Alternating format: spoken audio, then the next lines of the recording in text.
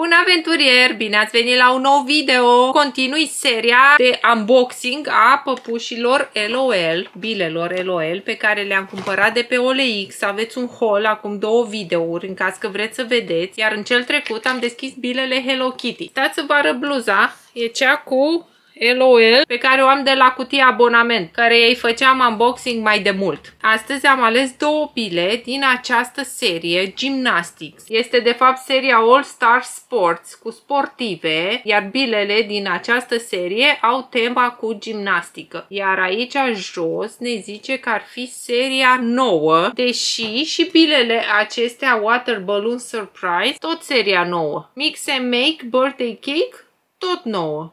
Sau sunt 9 să colecționez? To collect 9. Acum m-am prins. Am crezut că scrie seria. Sunt 9 păpuși să colecționezi. Deci de aceea se repetă numărul 9. Toate acestea au câte 9 păpuși în serie. Puteau să fie și cu 12. Am înțeles. Deci nu știu ce serie e, ce număr, le-am pierdut șirul, că au ieșit foarte multe și n-am stat să mă uit pe internet și să le pun în ordine cronologică. Poate o să stau într-o zi și o să le fac pe toate. Una din păpușile pe care o să le găsim este aceasta, care e pe copertă. Avem 8 surprize. Cele de aici, într-adevăr, la corp au un mulaj nou, stau pe vârfuri, ceea ce eu n-am mai întâlnit până acum la LOL. Așa că sunt tare curioasă să văd. Sper să nu-mi cadă dublură. Ta-ta-tam! Și bila este roz. Are o folie albastră. N-am găsit niciun mesaj, n-am găsit nicio surpriză. Așa că mergem mai departe. Bila arată diferit de cele pe care le-am deschis până acum. Aici sus are niște forme geometrice și jos, la fel, forme geometrice tipice pentru LOL.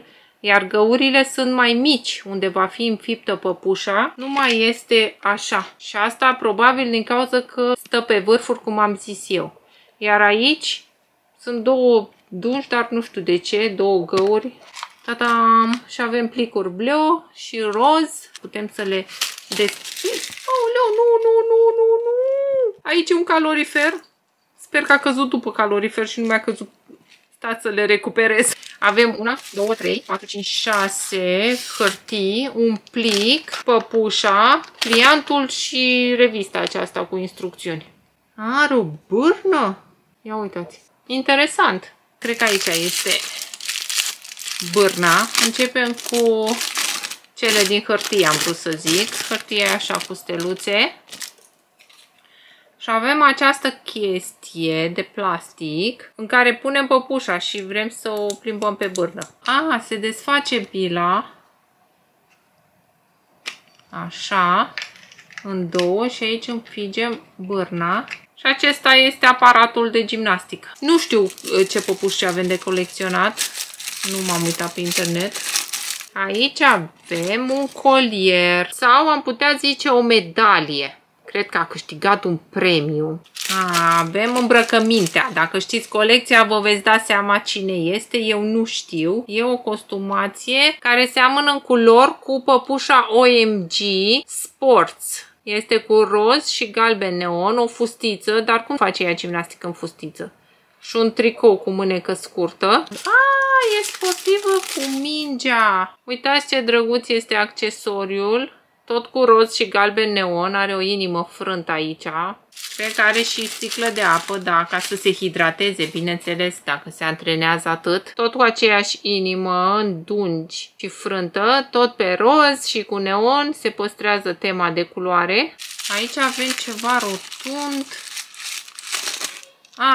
Avem o bentiță și este super sclipicioasă. Cred că e o bentiță de păr. Și acum să văd ce este aici. Un carton. Ne arată păpușa, dar încă vă mai țin în suspans. Și haideți să desfacem să vedem. M-am prins cine e.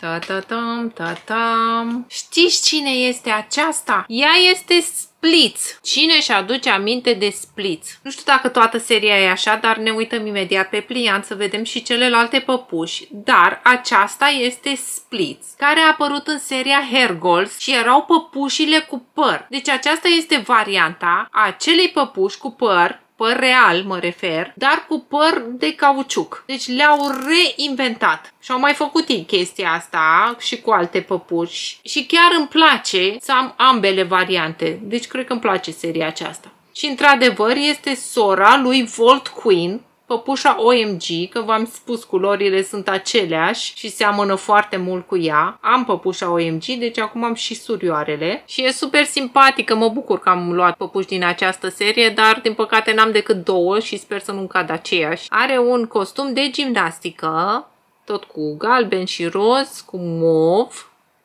E machiată cu roz, are și 3 steluțe în obraj. Picioarele sunt pe vârfuri, ceea ce e deosebit. N-am mai avut așa păpuși până acum. Mi se pare ingenios. Păpușa din Hergolz venea cu un costum de gimnastică, așa, gen body, dar care era haină. Ea, în schimb, vine cu acest set care nu e de gimnastică, e o fustiță și o bluză. O îmbrăcăm imediat și vedem tot ce are. Așa arată păpușa îmbrăcată. E ciudat că nu are încălțăminte, fiind îmbrăcată cu fustă și cu bluză. Și cu mingea, cu sticla. Și acum să vedem cum merge ea pe bârnă.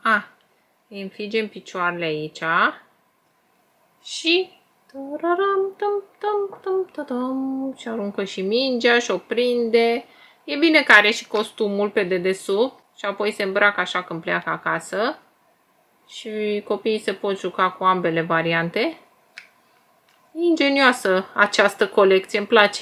Și acum să vedem pliantul. Să-mi spuneți și voi dacă aveți păpuși din această colecție. Sunt din toate amestecate. Și aceasta e colecția. Eu nu am toate păpușile de aici. În varianta lor originală, când zic, adică prima dată când au ieșit. Shortstop e din seria 2. Tricksta Bibi este din calendar. Splits e aceasta din Hergolz. Team Hearts. Și avem Team Flips cu Rhymes, Black Belt și Pins. Eu nu am păpușile acestea. Glow Girl. Pe The Queen o am pentru că este din seriile de la început. Și Switch BB nu cred că o am. Iar ultima e Team Tumble. Nouă ne-a căzut o păpușă fancy, deci nu una comună. The Queen e rară, cum a fost și prima dată când a apărut. Și Shortstop e rară. Cu ea sunt ultra rare. Deci aceasta e colecția. O avem pe splits, ceea ce mă bucură, e super simpatică. Și acum, haideți să vedem ce-o fi în cealaltă bilă. Sper să nu fie dublură. E singura chestie. În rest, poate să-mi cadă oricare. Nu este! Și ce-am văzut? Ia uitați! Ta-da! Bila aurie. O fi rară sau ultra rară. Credeți că am noroc? Și iată bila aurie. Am făcut odată un unboxing și mi-aduc aminte că nu mai conta. Bila aurie nu mai însemna rar sau ultra rar. Dar nu sunt sigură. Aici avem bârna, care e roz. E clar, e altă păpușă. De această dată bârna e roz cu mov.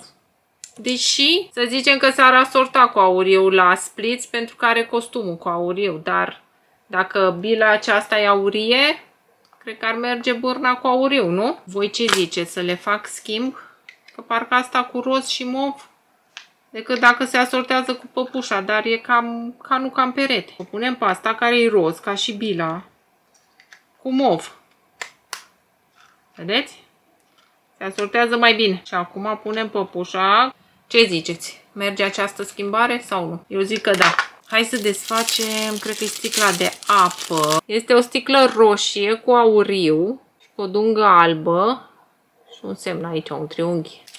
Și avem costumația. Cred că bănuiți cine este, nu? E cu roșu, auriu, negru și avem aici un semn. Are și ea un medalion sau o medalie. Toate sunt medaliate cu aur. Panglica pe care o putem pune pe mână. Foarte interesant. Și avem bentița, care de data aceasta e portocalie. Haideți să vedem păpușa și după aia ne uităm pe cartonașul ei. Ta-da! Black Belt, care e fancy, nici măcar nu e rară. Și atunci de ce are bila aurie? Black Belt înseamnă centură neagră. Deci este o karatistă care face gimnastică ritmică cu panglici. Câteodată se mai bate și cu săbile de samurai. Ea are și picioarele vopsite, costum, are și pe mână portocaliu, e super simpatică. Team Flips. Iar Spritz e Team Hearts. Pe spate e roz cu bleu și cealaltă e bleu cu roz. Triunghiul cu panglică este semnul echipei. Iar la Hearts este inima aceasta frântă. Team Tumblebot care pătrat, cerc, triunghi. Parcă ar fi din Squid Games. Și acestea sunt păpușile care mi-au căzut. Splits și Black Belt. Sunt super simpatice, îmi plac foarte mult. Și ați văzut, deci Bila, deși e aurie, nu mi-a căzut o păpușă rară. Are steluță mov, ceea ce înseamnă că este fancy. Spuneți-mi dacă voi aveți păpuși din această colecție, dacă nu, cum vi s-au părut, dacă vreți să vă luați, le găsiți pe OLX cu 30 de lei. Atât am dat pe Bile și e un super preț. Puteți vedea în video în care am făcut haul ce mi-am luat și cât a costat fiecare bilă. Eu nu știu toate păpușile care sunt aici ampliant, în ce serie au apărut, pentru că v-am zis unele nu le am, dar o să le caut. Și promit că într-o zi o să facem chiar un video cu toate colecțiile LOL de la început. Dacă vă interesează un asemenea video, spuneți-mi în comentarii că e mult de muncă, adică trebuie să stau să caut toate colecțiile, dar mi-ar face plăcere să fac chestia asta. Cu ocazia asta mă lămuresc și eu și recuperez toată informația pe care am pierdut-o cam în ultimii câțiva ani de când am mai deschis Bile LOL. Acesta a fost videoul. Aștept comentariile voastre despre ce v-am întrebat despre păpuși, dacă vă plac sau nu, cum vi se pare colecția și dacă voi aveți păpuși din această serie. Noi ne vedem data viitoare, puteți să urmăriți pe aici videourile trecute, dați un like dacă v-a plăcut și pa, pa!